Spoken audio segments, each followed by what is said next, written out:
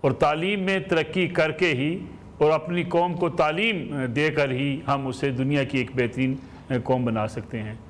لیکن ہر بار ہر حکومت دعوے دار رہتی ہے کہ وہ تعلیمی میدان میں اصلاحات کرے گی، اپنے نصاب تعلیم کو بہتر سے بہتر کرے گی، جدید جو ہے وہ نصاب تعلیم کو بنایا جائے گا تاکہ محض ہمارے ہاں بچے ڈگریاں حاصل نہ کریں بلکہ ایک بہترین انسان بھی بنے اور ان پیشہ ورانہ امور کو انجام دینے کے قابل ہوں جو اس وقت دنیا کے اندر ہر وقت جو ہے وہ ضرورت بن چکے ہیں۔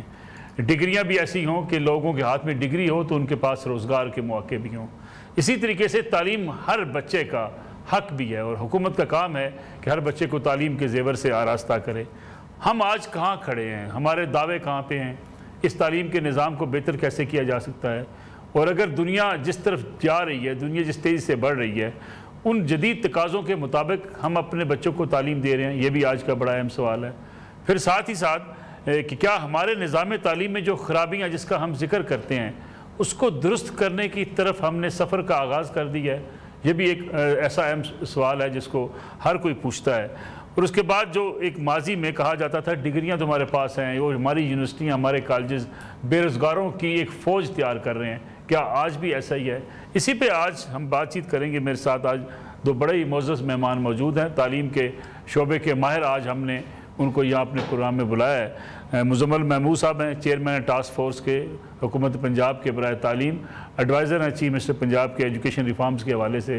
مزمل صاحب آپ کا بہت شکریہ۔ ان کے ساتھ تشریف رکھتے ہیں ملک کے ممتاز ماہر تعلیم جناب پروفیسر ڈاکٹر محمد عمر چودھری صاحب۔ ڈاکٹر صاحب آپ کا بہت شکریہ۔ ڈاکٹر صاحب vice chancellor government college university کے طور پہ بھی اپنی خدمات سر انجام دے رہے ہیں۔ ڈاکٹر صاحب پروگرام کا آغاز میں چاہوں گا آپ سے کیا جائے۔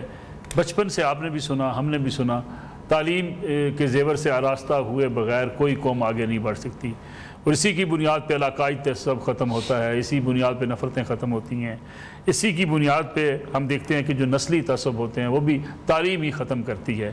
آج اگر ہم 2025 میں دیکھیں ہم کہاں کھڑے ہیں؟ سب سے پہلے آپ کا بہت بہت شکریہ کہ آپ نے مجھے آج یہاں پہ اپنے پروگرام پہ مدعو کیا۔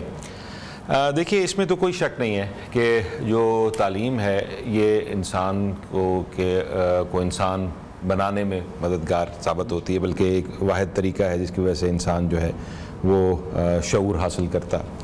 اور یہ جتنی بھی آپ نے باتیں کہیں یہ اس میں جو ہے کوئی دوسری رائے نہیں ہے کہ تعلیم جو ہے وہ ایک بنیادی ستون ہے جس پر کہ آپ کا معاشرہ، آپ کی اکانومی جو ہے وہ کھڑی ہوتی ہے۔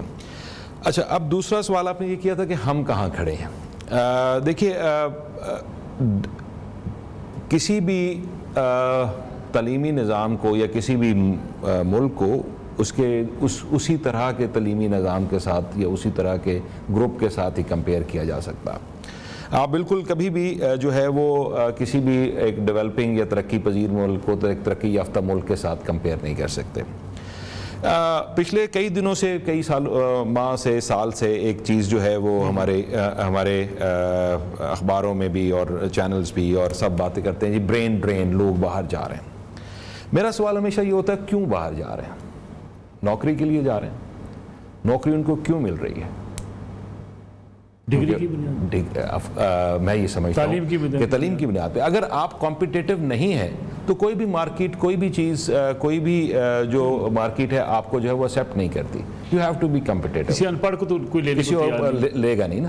تو اگر ہماری گریجویٹ کو باہر یا یونیورسٹیز ہائر ایجوکیشن کے لیے یا کمپنیز جو ہیں وہ اپنی جاب کے لیے جو ہے وہ ایکسیپٹ کر رہی ہیں تو اس کا مطلب ہے کہ ہم اپنے جو تعلیمی نظام میں کہیں نہ کہیں کھڑے ہیں یا کہیں نہ کہیں ہماری جو ہے وہ سٹینڈنگ ہے جس کی وجہ سے ہم۔ لیکن ڈاکٹر صاحب اگر کمپیئر کریں، آپ نے کہا ہم ترقی یافتہ ممالک کے ساتھ میں نہیں کھڑے ہیں، اگر ہم اپنے اس ریجن کو کمپیئر کریں، ہندوستان ہے، بنگلہ دیش ہے، سری لنکا ہے، مالدیپ ہے، یہاں ہم کہاں کھڑے ہیں؟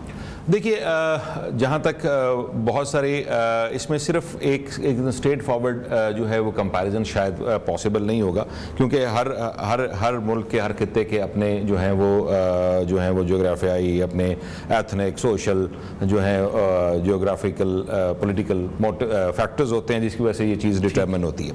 اب ہم جو ہیں وہ ہماری یونیورسٹیز، کچھ اس میں بہت پرانی یونیورسٹیز ہیں، کچھ نئی یونیورسٹیز ہیں، کچھ درمیان میں ہیں، تو میں نہیں سمجھتا کہ کوئی تعلیم کے میدان میں ہم کوئی بہت پیچھے ہیں. ہم جو ہے وہ ہمارے جو ہے وہ ابھی رینکنگ میں, جس کو کہ وہ بھی ایک ڈیبیٹیبل ایشو ہے کہ رینکنگ کیا ہوتی ہے, لیکن جو بھی بہرحال جو اس وقت دنیا کے نمبر موجود ہیں اس میں ہماری یونیورسٹیز جو ہیں وہ کچھ یونیورسٹیز جو ہیں وہ ضرور سٹینڈ کرتی ہیں, اور ایشین رینکنگز میں بھی اور ورلڈ رینکنگ میں بھی. مزمل محمود صاحب, اگر ڈاکٹر صاحب نے بڑی امید کی کرن دکھا دی, وہ کہتے ہیں جی لوگ اگر ہمارے باہر جا رہے ہیں, ہماری ڈگریاں اتنی ویلڈ ہیں, کوالٹی ایجوکیشن ہے, تبھی لوگ باہر جا رہے ہیں.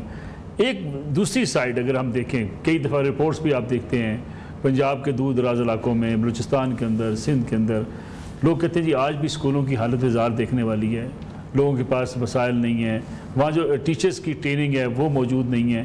ہر حکومت نے دعویٰ کیا جی کہ ہم ایک بڑی ریفارمز کریں گے ایجوکیشن کے اندر. کیا آپ کو ریفارمز نظر آتی ہیں؟ بسم اللہ الرحمن الرحیم. جی بالکل ریفارمز نظر آتی ہیں, چیلنجز موجود ہیں مگر ریفارمز بھی ہیں. اس کی سب سے بڑی مثال, پہلی بات تو یہ ہے کہ ایکسیس ٹو ایجوکیشن, تعلیم بنیادی حق ہے ہر شہری کا. ٹھیک. ہماری گورنمنٹ نے PMLN کی, جب میاں شہباز شریف وزیر اعلیٰ تھے پنجاب میں, اور آج جب محترمہ مریم نواز صاحبہ وزیر اعلیٰ ہیں, جب سے گورنمنٹ سنبھالی ہے سب سے پہلے ڈیٹا ڈریون ڈیسیژنز کیے گئے, حالات کا جائزہ لیا گیا.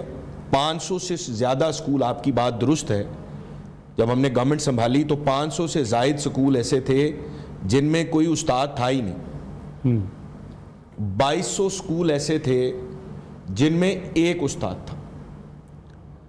10,000 سے زیادہ سکولز ایسے تھے جن میں 2 استاد تھے, اور 6 سے زیادہ گریڈز تھے, بنیادی کچی جماعت, پھر کلاس 1 سے کلاس 5 تک یہ 6 گریڈز بنتے ہیں, 2 استاد تھے میکسیمم. اس کے ساتھ ساتھ پرانے ڈیٹا بیس کے فگرز میں بتایا گیا کہ 1,25,000 اساتذہ کی کمی ہے. اس کے پیرالل ہمیں, جیسے ابھی ڈاکٹر صاحب نے بھی فرمایا, اکانومی کے فیکٹر کو بھی دیکھنا ہے. پاکستان کی اکانومی اس وقت یہ کہا جا رہا تھا کہ جی ہم تو بینکرپٹ ہونے والے ہیں. ٹھیک. تو گورنمنٹ اس پوزیشن میں نہیں تھی کہ فوری طور پر 1,25,000 اساتذہ کو ہائر کیا جائے. تو اب وزیر اعلیٰ صاحبہ کی قیادت میں یہ فیصلہ کیا گیا کہ پبلک پرائیویٹ پارٹنرشپ کی جائے. ٹھیک. پرائیویٹ سیکٹر کو دعوت دی جائے, دشمن نہ سمجھا جائے. اور اس میں بھی یہ نہیں کیا گیا کہ سکول NGOs کو دے دیے جائیں. ٹھیک. اس کے لیے کیٹیگرائزیشن کی گئی. کس طرح سے؟ دیکھیں, 2017 میں آخری ریگولر ٹیچر بھرتی ہوا. ٹھیک ہے. پچھلے 6 سال میں کوئی ریگولر ٹیچر بھرتی نہیں ہوا تھا. اب جن نوجوانوں نے BEd کیا, MAd کیا, جیسے لوگ MBBS کرتے ہیں تو ڈاکٹر بننے کے لیے کرتے ہیں, بالکل ٹھیک, ان کے جابز نہیں تھی. BEd اور MAd کے لوگوں کے لیے جاب ہی نہیں تھی. اب وہ کیا کر رہے تھے, کسی چھوٹے اسٹریٹ سکول میں, گلی محلے کے سکول میں 8,000 10,000 پہ سکول میں پڑھانے پہ مجبور تھے.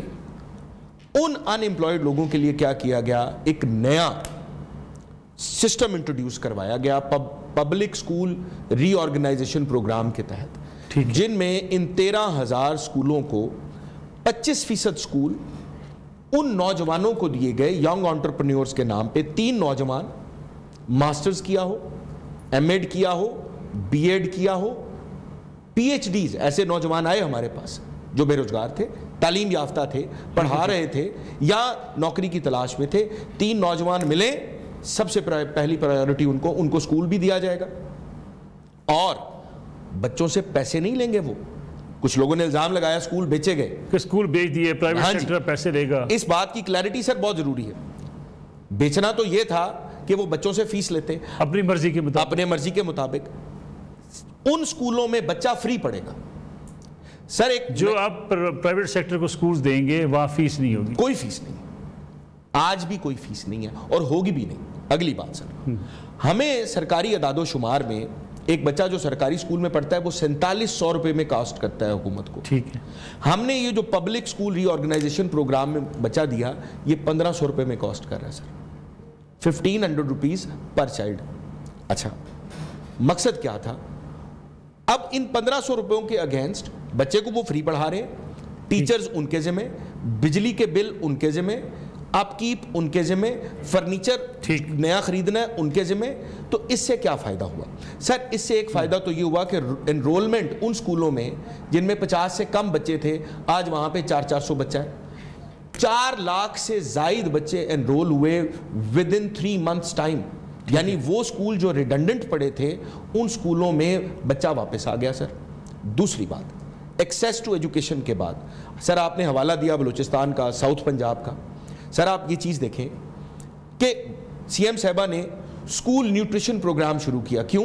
ایک ڈیٹا بیس، وہی بات انفارم ڈیسیژن میکنگ، کہ جن اضلاع میں بچوں کی گروتھ سٹنٹڈ تھی، مال نیوٹریشن، کھانا کم، خوراک کم ملنے کی وجہ سے، ساؤتھ پنجاب کے ان اضلاع میں 3 اضلاع سے شروع کیا گیا، مظفر گڑھ، راجن پور سے، وہاں پہ شروع کیا گیا. 4 لاکھ بچوں کو روزانہ کی بنیاد پہ دودھ فراہم کیا گیا.